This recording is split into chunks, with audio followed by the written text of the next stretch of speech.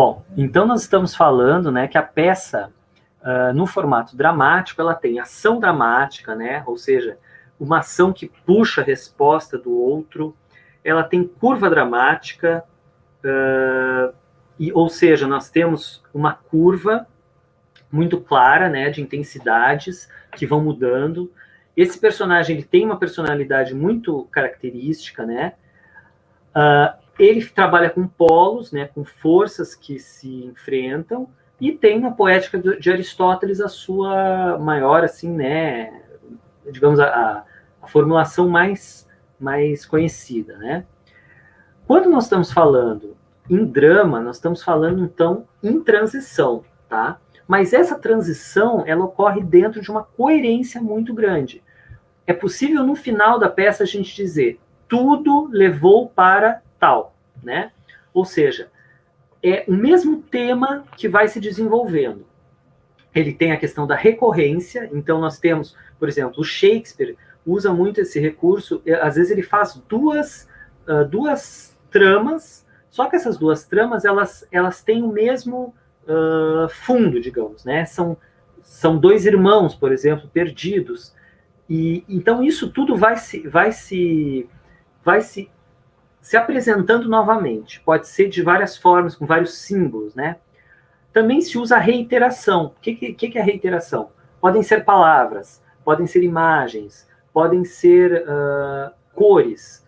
Tudo que, às vezes, a peça não é um drama perfeito, mas ele tem, por exemplo, o vermelho vai aparecendo em todas as cenas. Isso também dá uma sensação de coerência, né?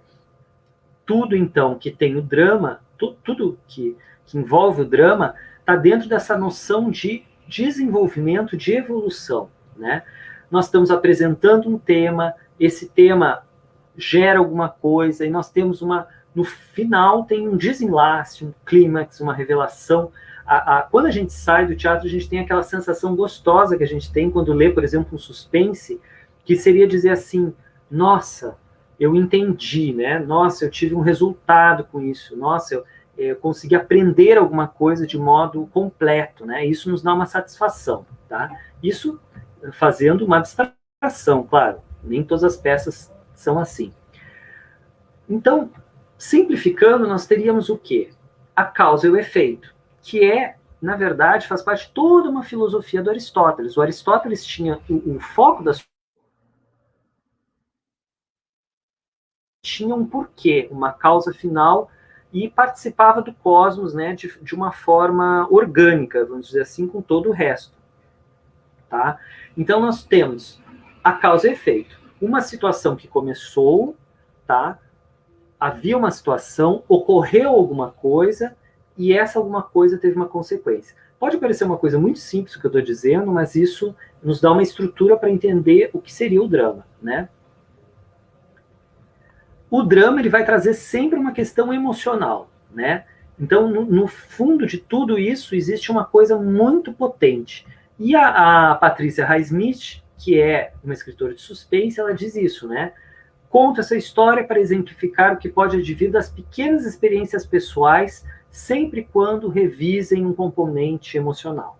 É divertido deixar que a imaginação jogue com acontecimentos, tais como uma canção que apenas se escuta ou um quarto invadido por uma pedra, e ver o que sai disso, né? Então, aquelas coisas que mexeram com a gente, aquelas coisas que a gente viveu, podem se tornar material se forem trabalhadas, né? Tá aí a emoção. E aí começa a acontecer uma coisa meio estranha com o drama no século XIX, tá?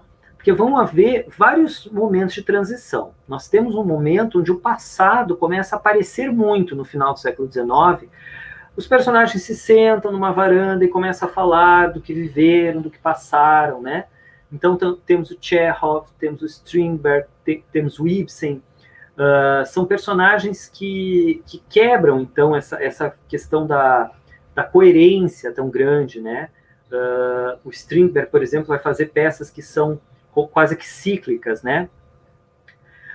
Temos a questão da musicalidade, então, de repente, começa a ser mais importante o som que essa música cria, né? A atmosfera que essa música cria, como o Maeterlinck, onde tem peças estáticas, onde praticamente nada acontece.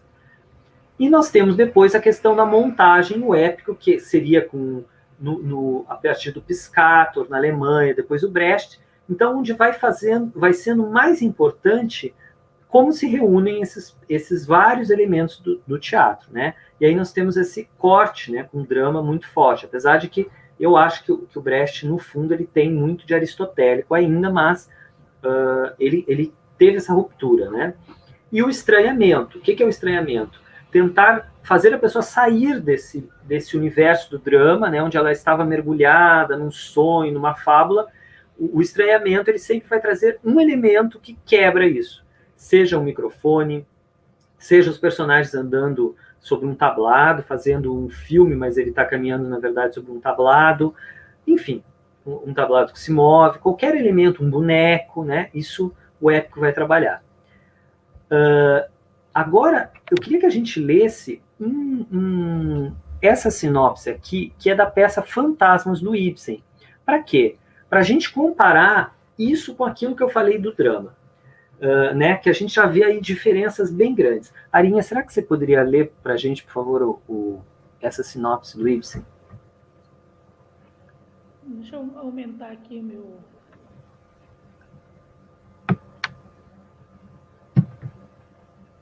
Pode abaixar um pouquinho. Ellen Alvin está prestes a dedicar a memória de seu falecido marido, o Capitão Elvin, a um orfanato que ele construiu. Ela revela ao seu conselheiro espiritual, Pastor Manders, que ela tem escondido os males de seu casamento e construiu o orfanato para esgotar a riqueza do seu marido, para que o seu filho, Oswald, não possa herdar nada dele. Pastor Manders a aconselhará a voltar para seu marido, apesar dele ser infiel, e ela seguirá seu conselho na crença de que seu amor por seu marido acabaria por transformá-lo. Esse é passado, né? Aconselhar, a seguir. Uhum. No entanto, o marido continuou infiel até a sua morte. A senhora Alvin não foi capaz de deixá-lo, pelo receio de ser rejeitada pela comunidade. Durante a ação da peça, ela descobre que seu filho Oswald, quem ela tinha mandado embora para que ele não fosse corrompido pelo seu pai, está sofrendo de sífilis hereditária, além de ter se apaixonado por Regina Stranden, empregada da senhora Alvin, que revela por ser filha ilegítima do capitão Alvin, e assim meia-irmã do próprio Oswald. Ou seja, nós temos aqui uma situação bastante estranha para o drama, né? Porque tudo aquilo que a gente tinha comentado, que era o drama, né? A mudança constante, tudo aquilo que a gente comentou, tá meio estranho já nessa peça, né? Na verdade, eles estão numa sala e eles vão... Para frente e para trás, né? A peça. Exatamente, né? Ela vai... Nossa, a peça inteira ela vai contar tudo isso que a gente leu, né? Puxa, ela vai falar para o pastor lá, nossa, meu marido era isso, era aquilo, o senhor me falou isso e aquilo, eu fiz isso e aquilo. E o outro pedaço, vamos dizer assim, está no futuro, mas a gente não sabe, né? A gente, no final da peça, a gente fica sem saber se ela vai matar o filho que está com sífilis ou não, fica em aberto. Então, a gente vê que aquela estrutura do drama existe, né? Mas ela já foi transformada. Isso é o Ibsen, né? Mas nós temos também o seu Maeterlinck, né? Então, aqui eu achei bem legal a Maria de Jesus, lá da Universidade Católica de Portugal, ela diz assim: nessa viragem operada por Maeterlinck para um teatro interior, é especialmente objeto de realce a quebra das convencionais categorias de personagem, de tempo e de espaço, no sentido da valorização do sentido poético. Porque assim, ó, a peça do Maeterlinck, ela vai ter uma... São peças estáticas, tá? Então, por exemplo, alguém chega numa cabana e vê uma cena e vai descrever essa cena. Então, o que nós temos aí é muito mais a sensação de que de uma imagem, né? E por isso que eu disse que tem muito a ver com a música. O Beckett, por exemplo, era um escritor que ele gostava muito. Então, o Maeterlinck acabou sendo muito influente por isso. Quer dizer, o próprio Beckett, né, acaba... As palavras que ele diz são mais importantes aquela história do que o próprio enredo, né? Tá. Depois, a outra quebra muito importante é com Brecht, tá? Em 1948, ele escreve assim: devemos, então, contrapor cuidadosamente as diversas partes da fábula, dando-lhes uma estrutura própria, a de uma pequena peça dentro da peça. Para atingirmos esse objetivo, a melhor maneira é adotarmos títulos.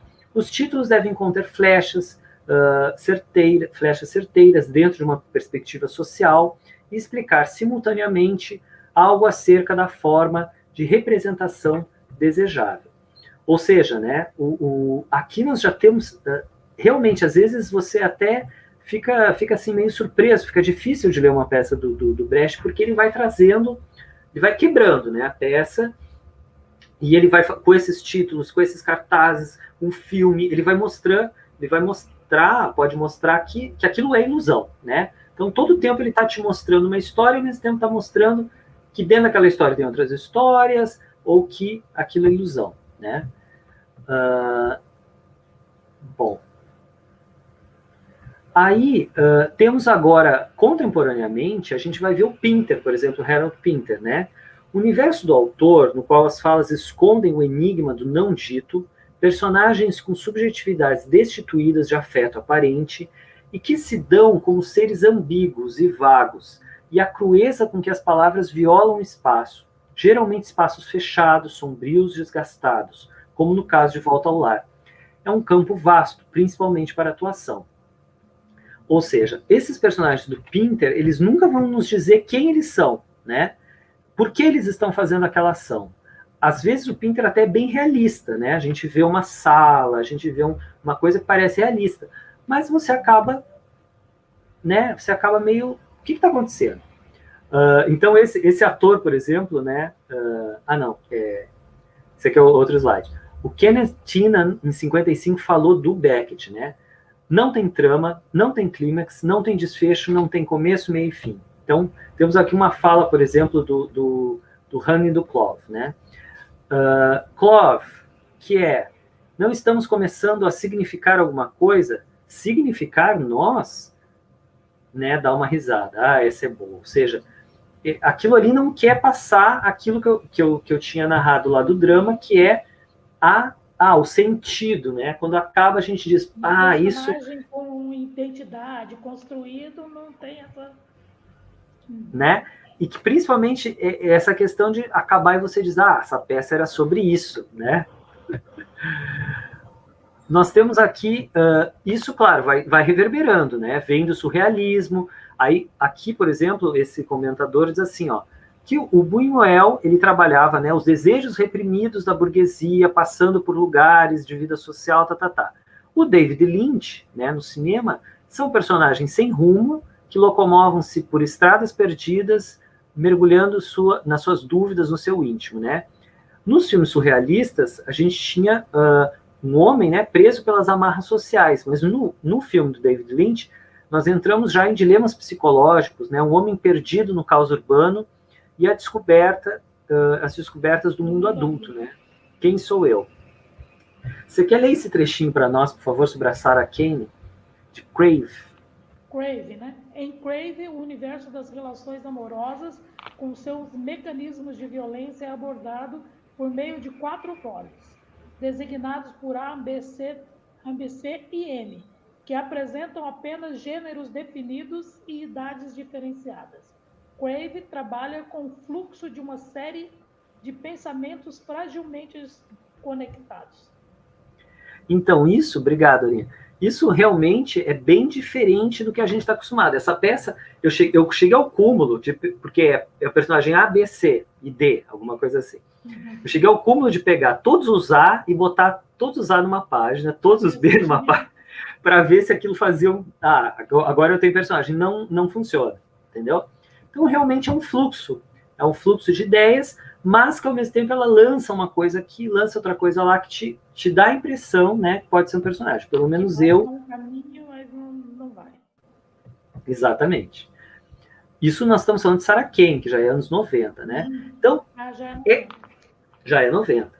Então, nós estamos aqui falando de peças cuja poética trabalha muito mais com estruturas, né?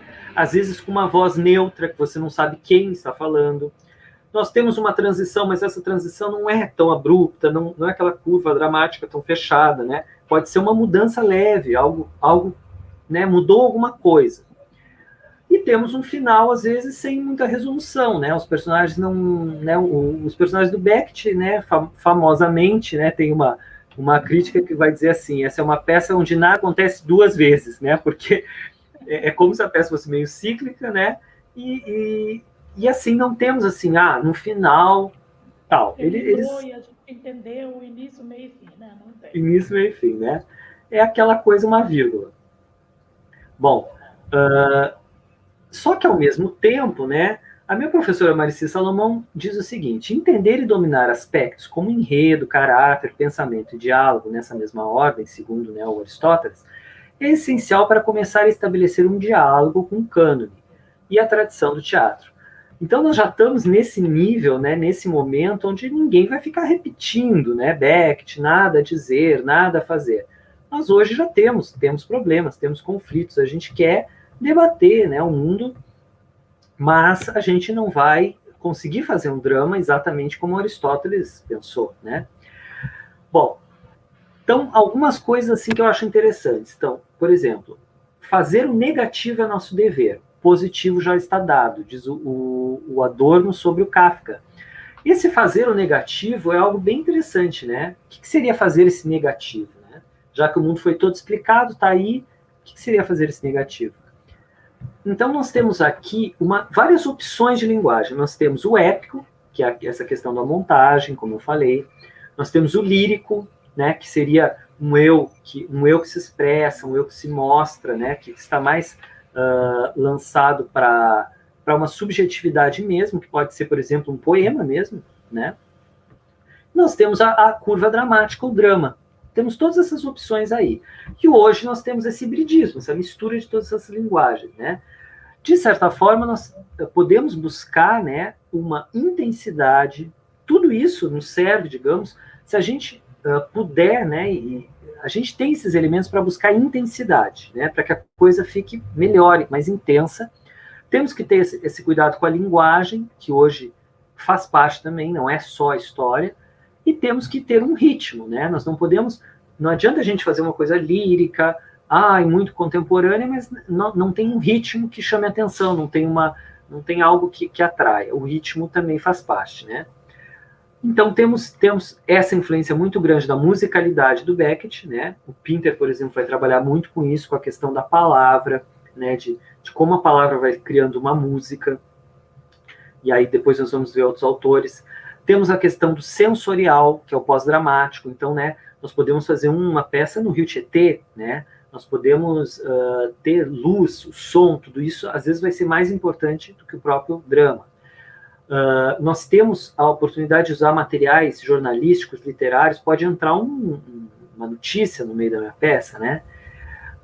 O mimo, que é uma coisa muda, uma mímica, né?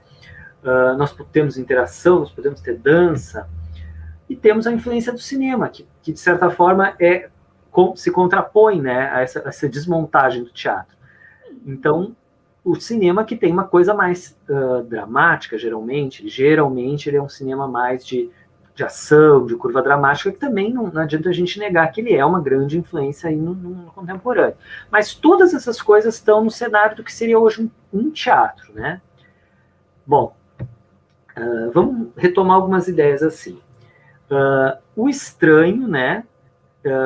Aquela categoria do Freud, né? Que é algo entre o familiar e o desconhecido, né? Então, esse estranho é algo muito interessante de ter nas nossas peças, né? Tem até uma dramaturga inglesa que ela diz assim, que ela fez uma peça muito arrumadinha, muito bonitinha, e alguém diz para ela assim, tua peça ficou muito melhor, mas muito menos interessante, né? Então, essa questão do estranho é algo importante hoje, né? Por outro lado, temos o Hitchcock dizendo assim, o drama é a vida sem as partes chatas. E é uma coisa muito maravilhosa, né? Porque ele está dizendo que às vezes a gente repete, a gente põe a mesma ideia várias vezes. Isso aí é totalmente antidrama, né? E aí o Thomas Ostermayer, que é um diretor alemão, né, vai dizer isso. Você pode ter tudo, né? Fazer tudo menos aborrecer o público. Aliás, nas peças dele, agora eu queria te perguntar isso, né? De tudo isso aqui que eu falei, alguma coisa assim que você acha que isso realmente você vê, como é que eu vou dizer assim, no seu universo, isso aí te ressoa? O que você já viu coisas parecidas? O que isso te atrai? Eu amo espetáculo que não tem muito sentido, né? Adoro esses espetáculos mais pós-modernos, assim, adoro. Já assisti muita coisa.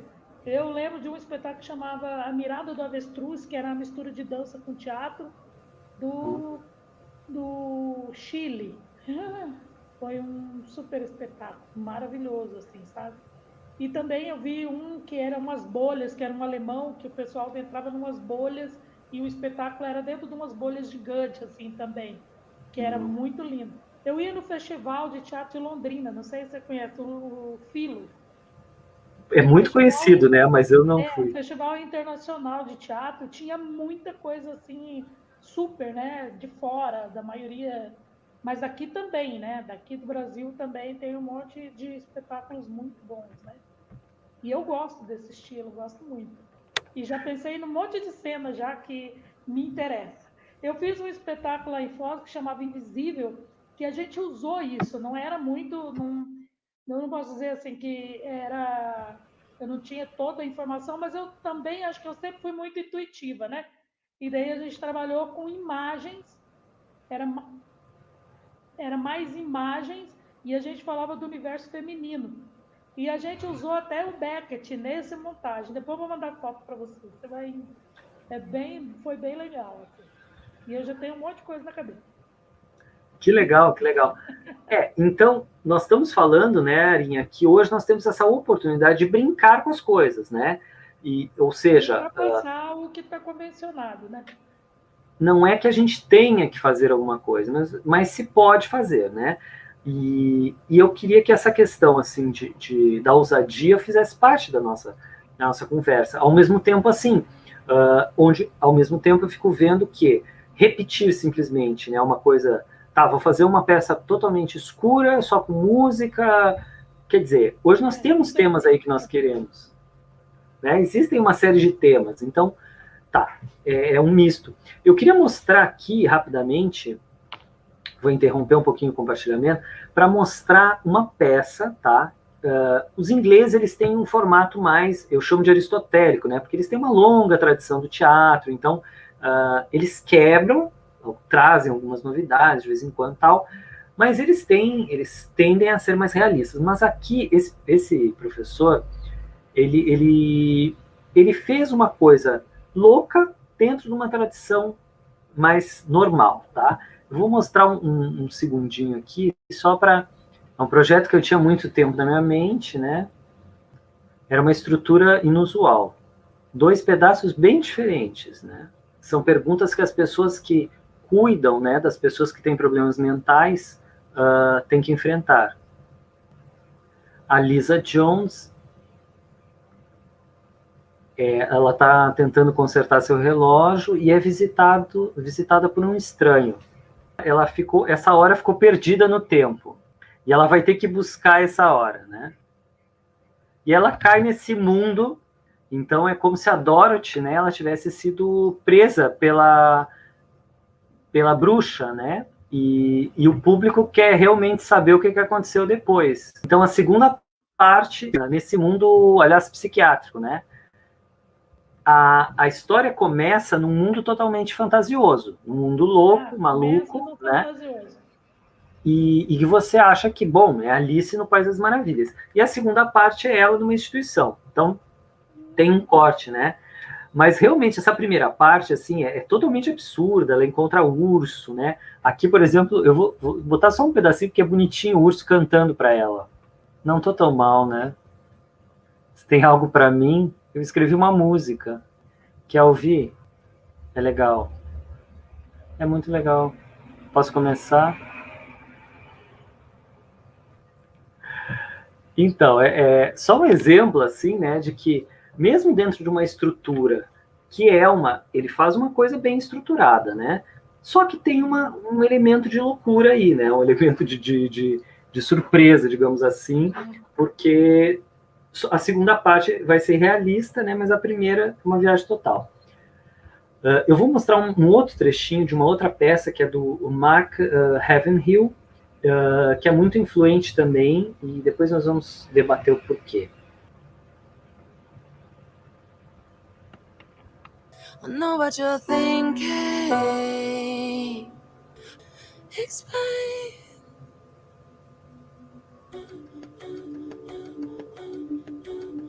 It's not even light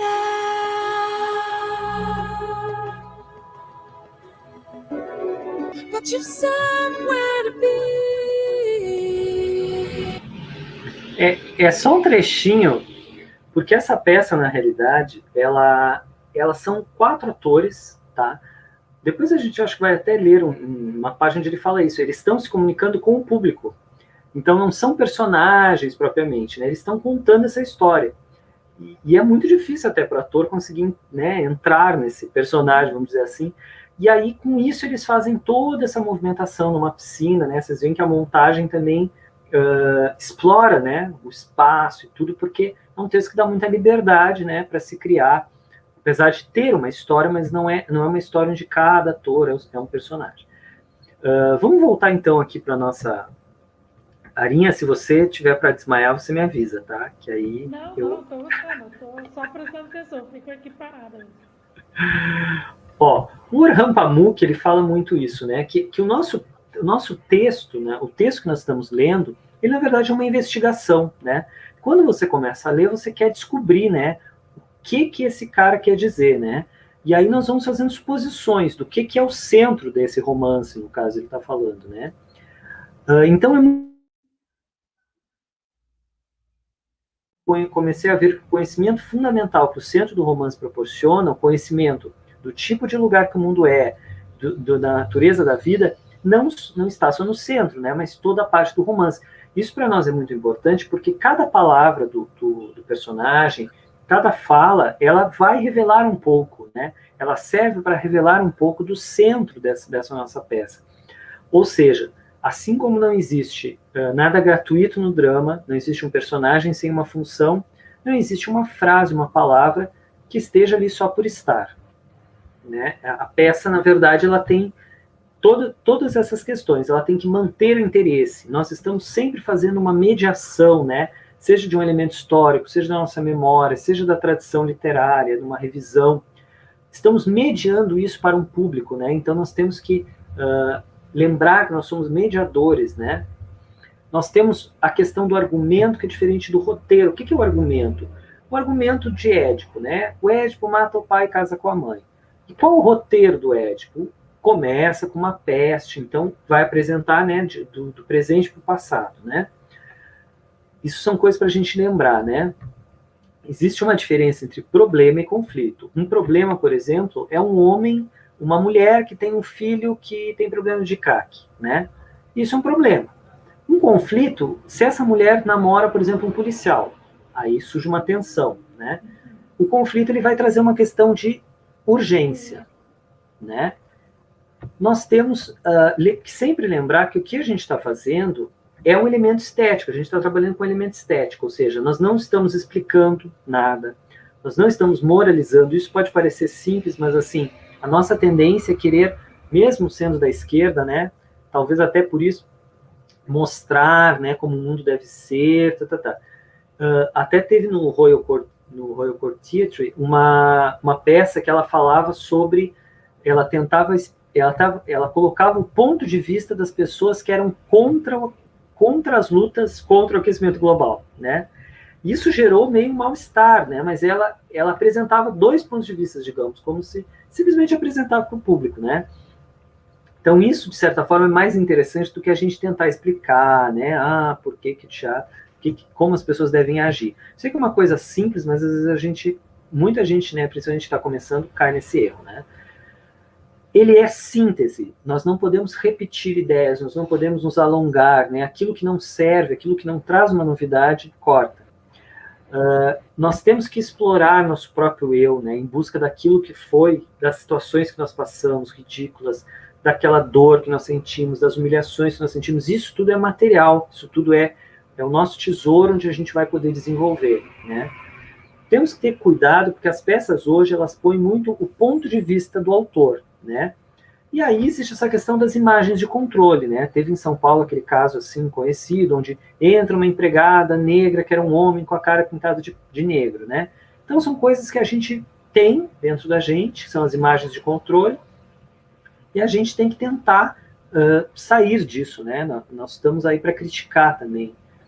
Então, temos sempre essa questão de trazer uma novidade, nós precisamos trazer ou pelo ponto de vista, ou pela pesquisa, ou pela estrutura. Temos que tentar colocar, sim, a nossa voz pessoal, né, o nosso questionamento pessoal.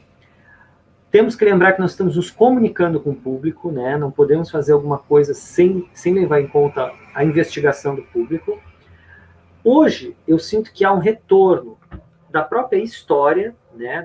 Das questões da história, das questões políticas, tá? E do descolonial, ou seja, como romper com a colonialidade, né? Existe um retorno também desse emocional racional do drama, né, da coesão pela identificação com o personagem, uma brincadeira com isso, né. Temos aí, então, essa questão esse paradrama, que seria um drama mais fragmentado, mais complexo.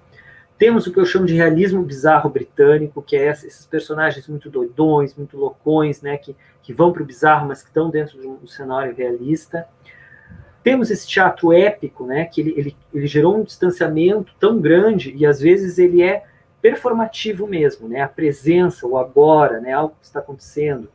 Temos esse teatro documentário, né, que vem com muita força, inclusive com resgates de histórias pessoais, né. Esse teatro documentário pode ter linhas de drama também, hoje em dia. E aqui eu vou deixar alguns exercícios que eu acho bem interessantes, tá? De algumas propostas, né? Esse pessoal aqui, a Steph Smith, por exemplo, que é essa dramaturga de muito sucesso, tá? E ela diz assim, ó, pegue 2 personagens, A e B, pense no relacionamento, escreva uma cena, né, ao redor desse conflito, e depois você vai tirando, você remove 3 linhas e substitui por silêncio, né?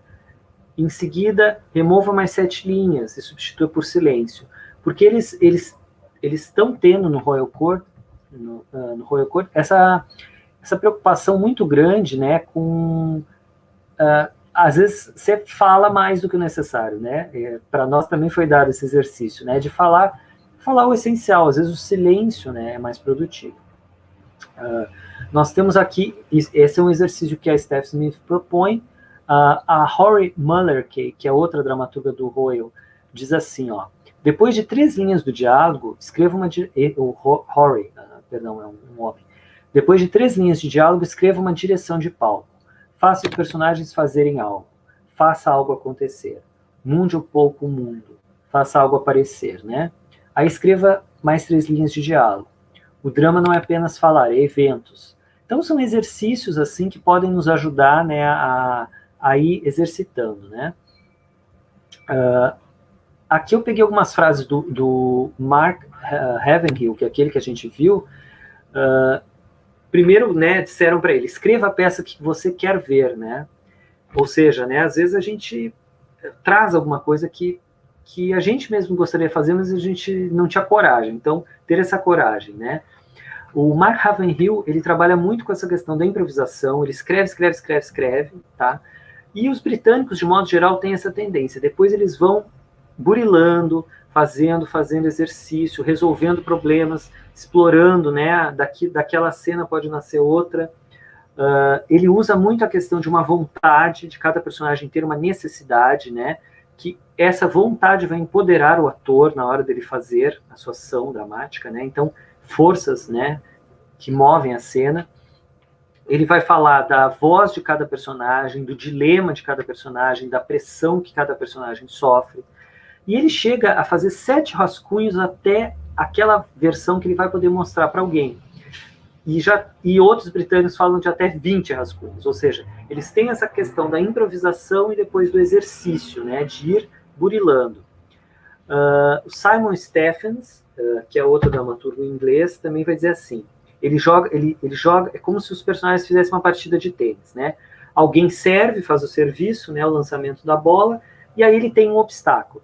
né? Então isso, ele dá o exemplo da mãe que quer convencer a filha, mas ela está morta, né? Então essa questão de uma partida de tênis é algo também interessante. Então nós temos aqui alguns exercícios assim que vocês podem fazer agora, né, nessa próxima semana. Bom, nós vamos ter leituras, então, para a próxima aula, tá? Na aula 4, nós vamos fazer um texto de 2 páginas, depois eu vou dar uma orientação de que texto será esse, tá? Na última aula, então, nós vamos ter essa leitura do Rei Lear, né? Nós vamos, lendo o Rei Lear, nós vamos ter criado um texto em cima dele, então vocês já podem ir lendo a peça Rei Lear. E eu acho que é isso, Arinha. Ok? Tudo bem? Tudo maravilhoso. Tá ótimo. Ok.